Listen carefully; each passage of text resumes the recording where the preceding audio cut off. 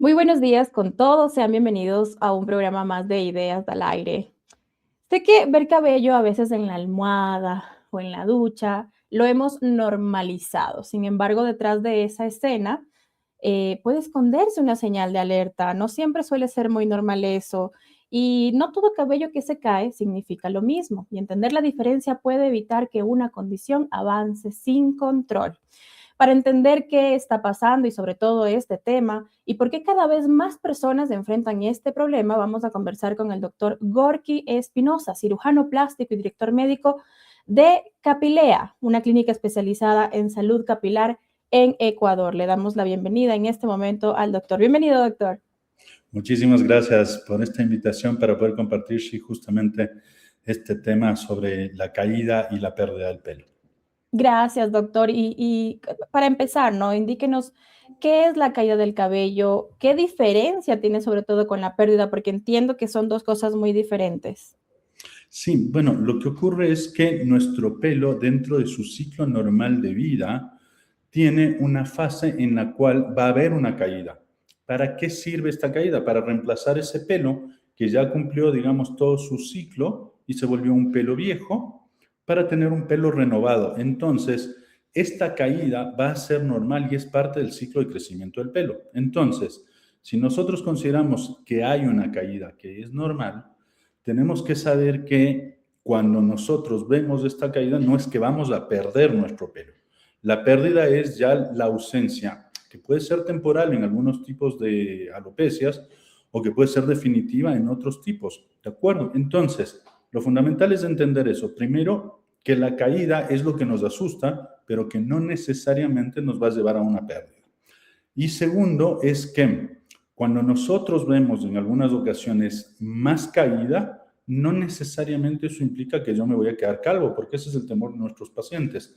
Cuando llegan a consultar acá es, pero doctor, dígame que no me voy a quedar calvo. Bueno, entonces nosotros para eso tenemos que hacer una evaluación, un diagnóstico y le podemos decir al paciente cuáles van a ser sus alternativas de tratamiento. Y por eso es importante poderlos diferenciar.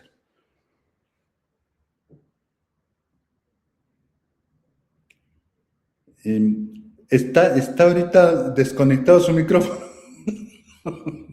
Perdón, doctor, le estaba diciendo justamente que quiero que nos cuente un poco sobre cuándo es normal y cuándo no es normal. Y usted nos comentaba algo muy importante, el término alopecia. Hay muchas personas que no conocen sobre esto. De hecho, a mí me pasó alguna vez, doctor, que ya tuve alopecia, ya lo superé, pero recién ahí me enteré sobre esta enfermedad, no tenía ni idea. Entonces, para las personas que quizás no saben qué es la alopecia, explicarles cuándo se da, cuándo es normal, cuándo no es normal. Claro, a ver, una alopecia en realidad no es normal en ninguna condición porque eso ya implica una pérdida de pelo. Lo que sí nosotros podríamos considerar normal es una caída de pelo que puede ser inducida por algunas circunstancias. Entonces, el estrés, por ejemplo, nos puede generar caída de pelo, pero no necesariamente pérdida. Ahora, una persona sí podría tener una condición de alopecia, hablemos de la hereditaria, que es la que nosotros más vemos en nuestra clínica, y esta alopecia hereditaria se llama alopecia androgenética. Hay una persona que podría tener las dos cosas. Hoy yo tengo una alopecia androgenética, pero adicionalmente estoy con estrés y noto más caída de mi pelo. Entonces, están coexistiendo las dos circunstancias. Por eso es importante el poder distinguir qué es lo que me está pasando y que no me va a hacer perder mi pelo, de qué sí me va a hacer perder el pelo. Entonces, una alopecia puede ser parcial, puede ser total, puede ser provisional o puede ser definitiva. Les hablo, por ejemplo, de un caso de una alopecia areata, que es una pérdida que se va presentando como formas circulares en la cabeza y claro, habitualmente las personas asumen que es un hongo que está matando a su pelo. No, esa es una reacción autoinmune. Nuestro cuerpo empieza a destruir el pelo porque no lo reconoce como tal. ¿Qué ocurre? Cuando nosotros hacemos un tratamiento y frenamos ya esta pérdida, nosotros podemos hacer que ese pelo vuelva a crecer. Sin embargo, si tenemos una alopecia hereditaria y hay un paciente que ya perdió el pelo, ya tiene espacios vacíos, nosotros con un tratamiento no vamos a poder hacer que ese pelo vuelva a crecer y tenemos que recurrir ya a otro tipo de tratamiento. Entonces, por eso es importante el diagnóstico, es decir, la evaluación médica primero, ver cómo está ese pelo, cómo está el cuero cabelludo y pasamos a otro estudio que se llama la tricoscopia, y en eso nosotros vamos con una camarita a poder amplificar las características del pelo y poder determinar qué está pasando en esa persona. Yo siempre digo, no es que al 100% nosotros lo podemos determinar en esto. Hay algunas personas que necesitan otro tipo de exámenes complementarios, pero el 90% de las personas que nosotros vemos tenemos un diagnóstico clínico, sabemos ya qué es lo que necesita este paciente como tratamiento y es lo que le sugerimos para poder avanzar a que ya no tenga más pérdida de pelo cuando ya está instaurada esa pérdida. Doctor, y justamente no hay, creo que lo hemos normalizado en nuestra sociedad, el tema de que se cae el pelo. ¿Usted le podría decir a la gente, las personas que nos estén viendo, cuándo deberían darse cuenta? Porque quizás pasa esto de que no se ven o piensan que es un hongo, usted decía, ¿no? ¿Cuáles son los errores más comunes que cometemos y lo dejamos pasar? Claro, bueno, el primero es negar, porque es lo que pasa. Todas las personas empiezan a negar. No, esto no debe ser nada grave, no, me está pasando solo una cosita, pero ya mismo pasa, no, me voy a aguantar un mesecito más, un mesecito más, un mesecito más. Lo postergamos porque seguimos en negación, pensamos que no estamos teniendo nada. Entonces, yo creo que ese es el principal problema que tienen nuestros pacientes. Todos dicen, no, si yo hubiera sabido esto antes, ya lo hubiera hecho hace mucho tiempo. Claro. Pero esa es la primera razón. Uno, niegan. Y claro, cuando niegan y alguien les dice, oye, pero tu pelo no se ve tan bien, oye, está pasando algo en tu pelo, van a la segunda etapa, que es el segundo error, los tratamientos caseros. Porque dicen, me resulta más fácil que he oído que el agüita de romero, que me ponga cebolla en la cabeza, etcétera, etcétera. Yo siempre digo, si es que quieren perder pelos y además amigos, pónganse cebolla en la cabeza, porque eso es lo que va a ocurrir. Así que... Hay un sinfín, doctor, un sinfín de tratamientos que ahora se han popularizado, sobre todo en redes sociales, sobre ponerse, ¿qué tan cierto es? Ahorita que lo topa, doctor, se habla sobre ponerse aceite de oliva, que el huevo, que la mayonesa, que justo el shampoo de cebolla, que el romero, todas estas cosas de alguna forma influyen o no. No, en realidad no está demostrado científicamente su efectividad y ese es el problema, que básicamente esto es más un tema de que me contaron, me dijeron, a alguien le funcionó, etcétera, pero porque eran otras circunstancias, porque eran otras condiciones. Probablemente esta persona estaba cursando con estrés, alguien le dijo ponte agüita de romero, se le paró la caída y asume que ese es el tratamiento definitivo para una caída de pelo. Sí. Entonces, ese es el error, el pensar que yo, sin tener un fundamento, empiezo a utilizar las cosas y me va a funcionar. Entonces, Doctor, claro. y perdón ahí que lo interrumpa, ¿solo estrés, doctor, o también hay otros factores? Por ejemplo, alimentación, sedentarismo, o solo estrés. A ver, yo creo que en la mayor parte de condiciones que nosotros tenemos, inicialmente una caída y luego una pérdida, por ejemplo, la alopecia areata, si bien es una condición autoinmune, está ahora muy ligada al estrés. La caída de pelo que nosotros tuvimos, por ejemplo, en la época del COVID, un estrés tanto emocional como un estrés orgánico, las personas decían, después del COVID se pierde el pelo. Sí, pero eso se llama un efluvio telógeno, entonces una caída de pelo por el estrés, tanto emocional, porque COVID significaba me voy a morir, y por el estrés orgánico, alguien que ya tenía la enfermedad, empezaba a tener fiebre, malestar, la pasaba unos días sin poder oler, sin poder comer, porque no tenía una sensación de sabor y decía, prefiero no comer, no me gusta, no me agrada. Entonces, todas esas cosas llevaron a una caída y asumir que el COVID genera pérdida de pelo. Entonces, no ocurre así. Y por eso es importante, como decía yo, determinar la causa. La mayor parte de personas también siempre le atribuyen la caída de pelo al estrés o a la edad. Entonces, cuando yo les pregunto en consulta, ¿y usted tiene algún familiar que haya tenido pérdida de pelo? Sí, pero por la edad, doctor.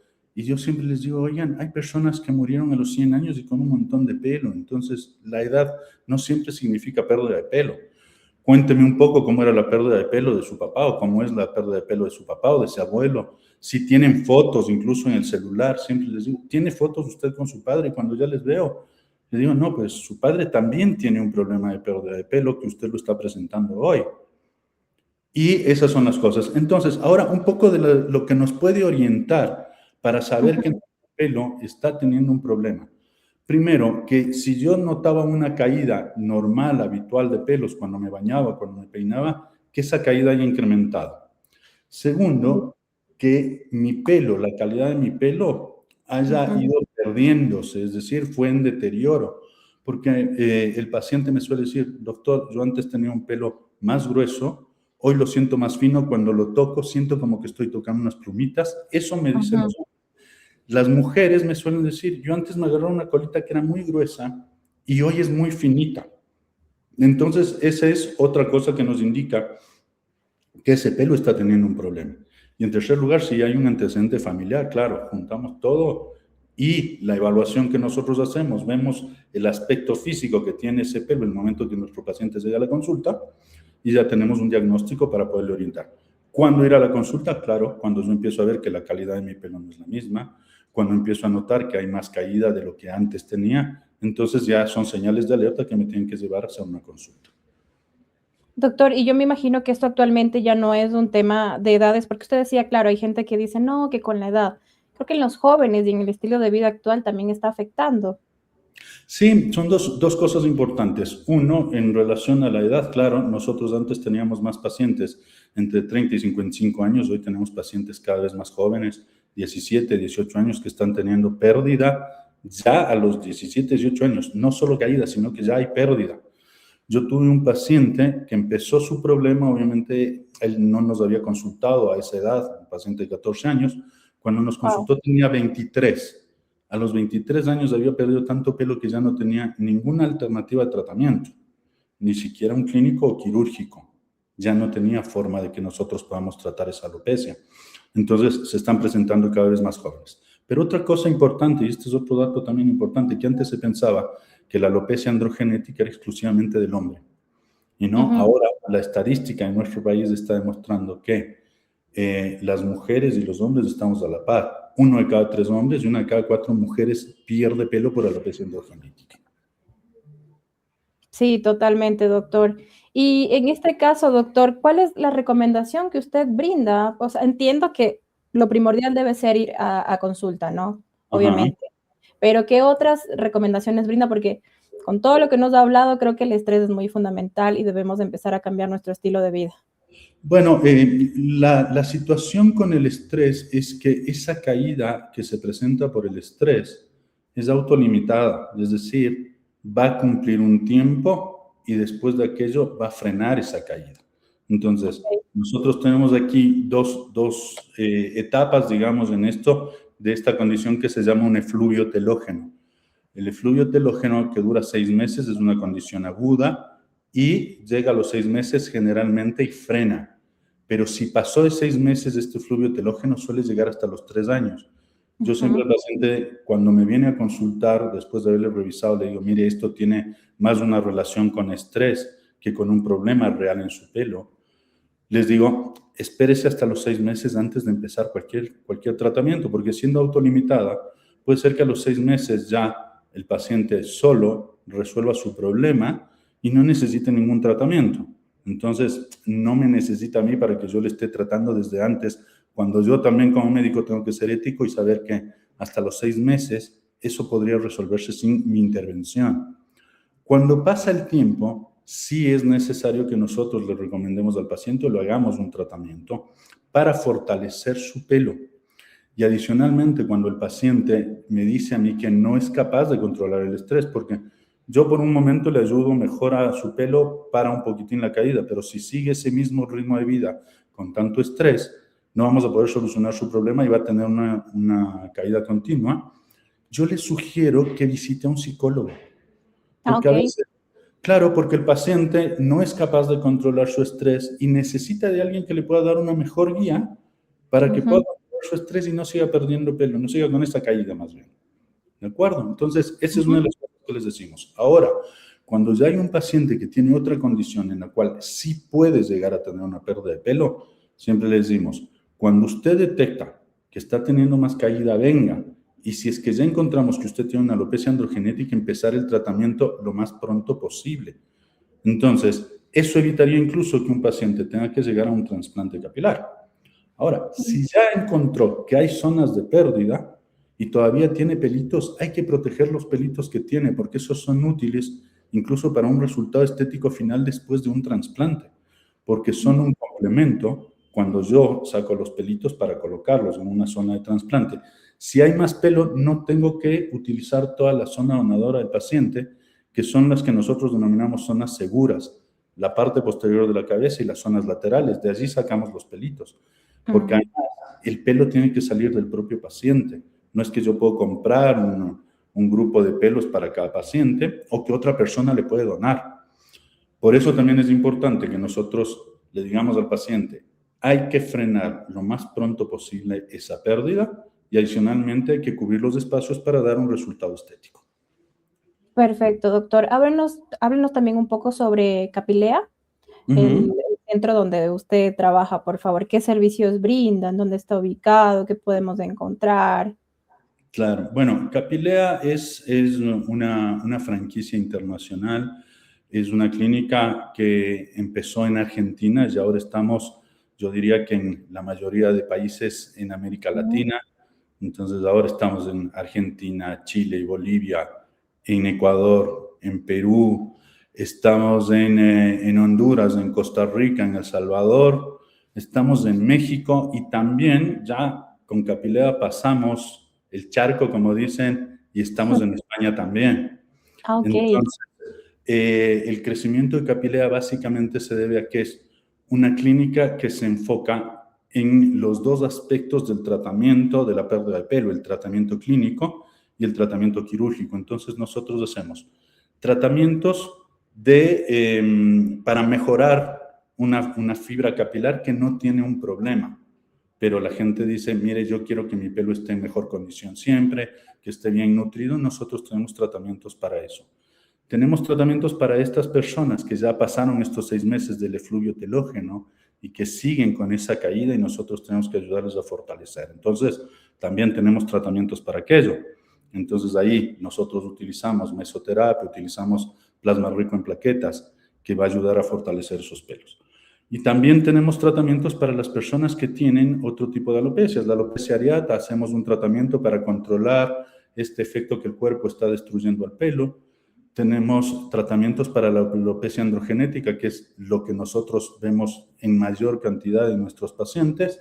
Y allí están los tratamientos clínicos para mejorar la condición del pelo, porque no quiere decir que una persona con alopecia androgenética definitivamente va a perder su pelo. Si es que nosotros hacemos un tratamiento adecuado, esa persona va a poder conservar su pelo. Pero adicionalmente hacemos la parte quirúrgica, el trasplante capilar. Nosotros vamos a ayudar también a este paciente a que si tenía espacios ya, vamos a colocar pelo para que estéticamente luzca bien. Tomando en consideración una cosa con nuestros pacientes, que a veces la gente tiene una idea errada. Yo llego, me hacen un trasplante en 1 hora y me voy a mi casa, listo, y ya está. No es un tratamiento de 1 hora, no es como ir a la peluquería. Entonces, este es un tratamiento en el cual nosotros hacemos exámenes al paciente, planificamos, y si bien utilizamos anestesia local y es una cirugía ambulatoria, lleva varias horas, 8 o 9 horas, dependiendo del tamaño de la pérdida, y claro, hay unas más cortas que van a durar menos tiempo. Y luego de la cirugía el paciente puede ir tranquilamente a su casa, puede manejar, puede comer, puede caminar, y dependiendo de las actividades laborales que hace, sus actividades deportivas, desde el día siguiente podría empezar. Entonces, esas son las cosas que nosotros le vamos a recomendar a nuestro paciente una vez que hacemos la consulta. Doctor, ¿y cualquier paciente de cualquier edad? Porque usted me comentaba que hasta hay casos de 14 años. ¿Se pueden someter a estos tratamientos? No, los tratamientos con medicación nosotros empezamos cuando la persona cumplió la mayoría de edad, a partir de los 18 años, y de allí no tenemos límite en cuanto, por ejemplo, tratar pacientes. Nosotros tuvimos acá en nuestra clínica pacientes de 84 años que se hicieron un trasplante capilar, y tuvimos un paciente de 81 años que se hizo un trasplante de barba, con lo cual no hay un límite siempre y cuando las condiciones de salud de esta persona nos lo permitan. Por eso nosotros siempre hacemos una evaluación médica, solicitamos exámenes y cuando el paciente está en las mejores condiciones, ingresamos al quirófano. Si hay un problema, lo corregimos. Hemos tenido pacientes que tenían un problema de presión alta. Bueno, con su cardiólogo controlamos la presión en 1 semana, la semana siguiente se pudo operar y salió tranquilamente. Y la otra circunstancia que también nos pasa es que llegan pacientes del extranjero. Muchos pacientes del extranjero vienen, llegan, se operan y en unos 2 días regresan a su trabajo, Estados Unidos, Europa, incluso pacientes de Australia. Perfecto, doctor. Creo que nos quedó bastante claro. Quisiera que para finalizar le dé un mensaje a todas esas personas que están pensando que la pérdida y caída del cabello es normal, una invitación a que puedan revisarse más el estado de su cabello y que visiten sobre todo Capilea también. Claro, bueno, la realidad es que a la gente que necesita una atención porque ya tiene o una caída o una pérdida, primero saber que hay solución y que para eso es necesario ver a cada persona. A veces los pacientes asumen que ya no tienen solución y en realidad sí hemos tenido pacientes que llegaron con esa idea y después nosotros les pudimos solucionar su problema. Segundo, cuando ustedes ya encuentren estos signos de alerta, su pelo pierde calidad, notan que hay una mayor caída de lo habitual, acudan lo más pronto, porque un tratamiento temprano es lo mejor que nosotros podemos hacer en cualquier paciente. Así que les invitamos a Capilea. En Capilea tenemos nuestra primera consulta gratuita. Estamos ubicados en la Catalina Aldaz, en el edificio ACES 205, en el segundo piso. Y claro, tenemos espacio suficiente como para poder atender muchas personas. Y de hecho tenemos nosotros 2 salas de cirugía para trasplante, entonces podemos ir avanzando muy bien con nuestros pacientes en función de sus necesidades. Les puedo dejar también nuestras redes sociales, búsquenos como Capilea Ecuador.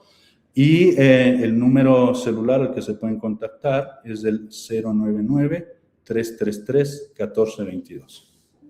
Perfecto, doctor. Espero que la gente le haya llegado el mensaje y puedan ir a la consulta, sobre todo que quede claro que es en Quito, Sí, la Catalina Aldaz, ajá, y que tienen eso de la primera consulta gratis. Muchas exactamente. gracias, doctor. Esperamos verlo pronto en otro programa, que nos traiga nuevas noticias, algo más de lo que podamos conversar. Gracias por habernos acompañado hoy. Y gracias por la invitación y bueno, recordar a las personas que la pérdida de pelo puede tener la solución. Todo es cuestión de una consulta oportuna. Gracias, doctor. Hasta Un luego. gusto, hasta luego, que esté muy bien.